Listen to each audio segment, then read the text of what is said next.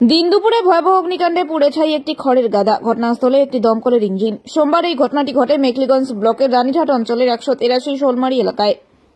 স্থানীয় বাসিন্দা সূত্রে খবর, আজ 3:30 নাগাদ আচমকাই দাউ দাউ করে আগুন জ্বলতে দেখে আর এই দৃশ্য দেখে তারা ছুটে আসে এবং আগুন নিয়ন্ত্রণে আনার হাত লাগায়। আগুনের ভয়াবহতা এতটাই ছিল যে পরবর্তীতে খবর দেওয়া হয় মেখলিগঞ্জের দমকলে। খবর পেয়ে ঘটনাস্থলে এসে পৌঁছে মেখলিগঞ্জ দমকলের একটি ইঞ্জিন। তাদের দীর্ঘক্ষণের প্রচেষ্টায় আগুন নিয়ন্ত্রণে আনা সম্ভব হয়। নিয়ন্ত্রণে আনা হলেও পুড়ে ছাই হয়ে যায় ওই খড়ের গাদাটি। এই ঘটনাকে ঘিরে এলাকায় ব্যাপক চাঞ্চল্য ছড়িয়েছে। এই বিষয়ে এক স্থানীয় বাসিন্দা জানান, আমি খড়ের গাদার আগুন দেখতে পেয়ে ওই খড়ের মালিক গৌতম রায়কে জানাই। এরপর সবাই মিলে আগুন নিয়ন্ত্রণে আনার হাত লাগাই। কিন্তু আগুনের ভয়াবহতা এতটাই ছিল যে পরবর্তীতে মেখলিগঞ্জের দমকল বাহিনীকে খবর দেওয়া হয়।